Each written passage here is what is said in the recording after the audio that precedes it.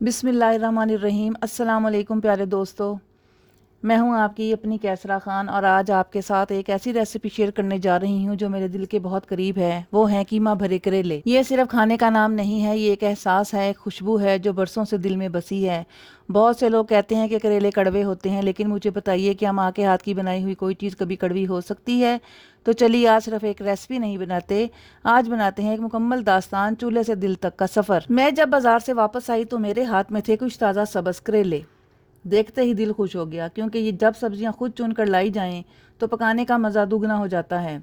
करेले वो सब्ज़ी है जो अपने कड़वे जायके से बदनाम है, मगर हकीकत यह है कि जब इसे मोहब्बत से पकाया जाए तो ये सब्ज़ी दस्तरखान की जान बन जाती है।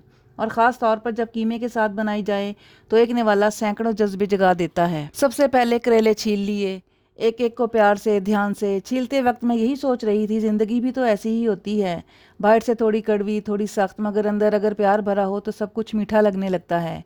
करेलों को छीलकर मैंने नमक लगा दिया ताकि इनकी कड़वाहट निकल जाए।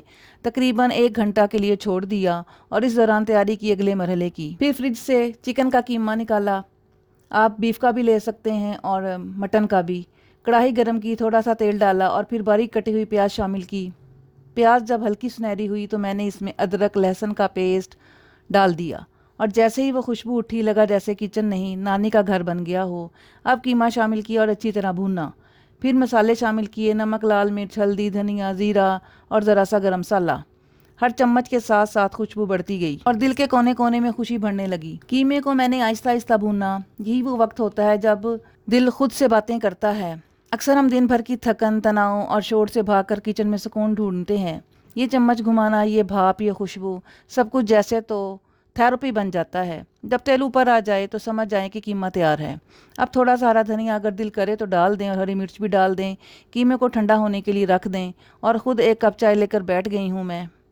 ऐसा लगा जैसे रूह ने सांस ली हो। नाजरीन, सबसे पहले मैंने करेले में से बीज निकाल कर उनको साफ़ करके उनको तल लिया। फिर गोश्त लिया, उसका कीमा बनाया। तकरीबन 1 किलो करेलों में 1 किलो से ज़्यादा कीमा इस्तेमाल होता है। फिर दूसरी तरफ मैंने लहसुन, अदरक, प्याज, टमाटर, सब्ज़ मिर्च डालकर मैं ग्राइंडर में ग्राइंड कर लिया और साइड पे रख दिया।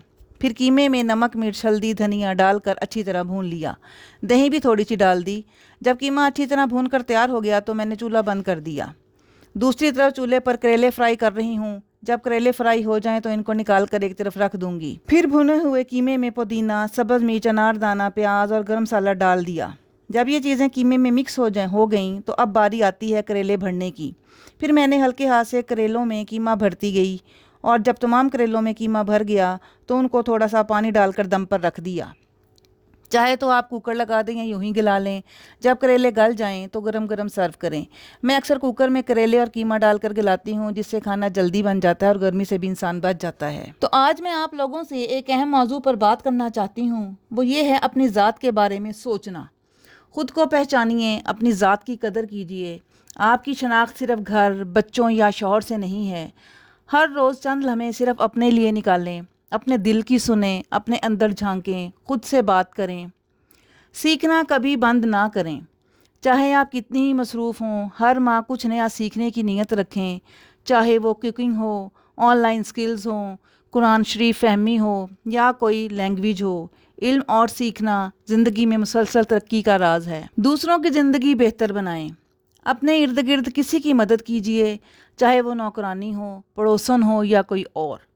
दूसरों के लिए कुछ करना आपकी अपनी रूह को सुकून देता है। माली खुद मुख्तारी की तरफ कदम बढ़ाएं। घर बैठे कोई हुनर, छोटा कारोबार या ऑनलाइन काम से खुद कमाई शुरू करें। चाहे थोड़ी हो, लेकिन अपनी कमाई का एक हिस्सा खुद पर खर्च करें। ये आपके वकार का हिस्सा है। इबादत और रूहानियत से जुड़ें। दिन में कुछ वक्त अपने रब से ताल्लुक़ जोड़ने में सर्फ करें। नमाज, तस्बीहात, दुआ या कुरान फहमी। रूहानी सुकून ज़िंदगी को पुरअमन बनाता है और मुश्किलात में हिम्मत देता है। शौहर और बच्चों से मोहब्बत के साथ दोस्ती भी करें। सिर्फ फ़राइज़ अदा ना करें, दिल से ताल्लुक़ भी अपनाएं। बच्चों से बात करें, हंसें, शौहर से वक्त गुजारें। मजबूत रिश्ते ज़िंदगी में खुशी और मकसद लाते हैं। खुद का ख्याल रखें। अपना लिबास, सेहत, जहनी सुकून, नींद, सबका ख्याल रखना ज़रूरी है। जब आप खुद बेहतर होंगी तो दूसरों का बेहतर तरीके से ख्याल रख सकेंगी। और हाँ, मैं यहाँ ये बताती चलूँ कि मेरी बेटी को पेंटिंग्स, ड्राइंग्स और स्केचिंग का बहुत ज़्यादा शौक़ है। तो उसके कुछ पोस्टर कलर्स ख़त्म हो गए थे, तो साथ ही मैंने सोचा कि उसको बाज़ार ले जाऊँ और इन कलर्स की ख़रीदारी करवा दूँ। जैसा कि मैंने आपको बताया है कि ये दिन मेरे लिए बहुत ख़ास है, क्योंकि आज मेरे अपने बेटे की सालगिरह थी। तो मैंने उसकी उसकी पसंद के ब्रांड के जूते भी लेके देने थे। उसको डबल सोल के जॉगर्स बहुत पसंद थे, जो उसको जॉगिंग के लिए चाहिए थे। यहाँ हम दो कलर्स में फंसे हुए थे, ग्रे और ब्लैक। कोई कह रहा था ग्रे, कोई कह रहा था ब्लैक।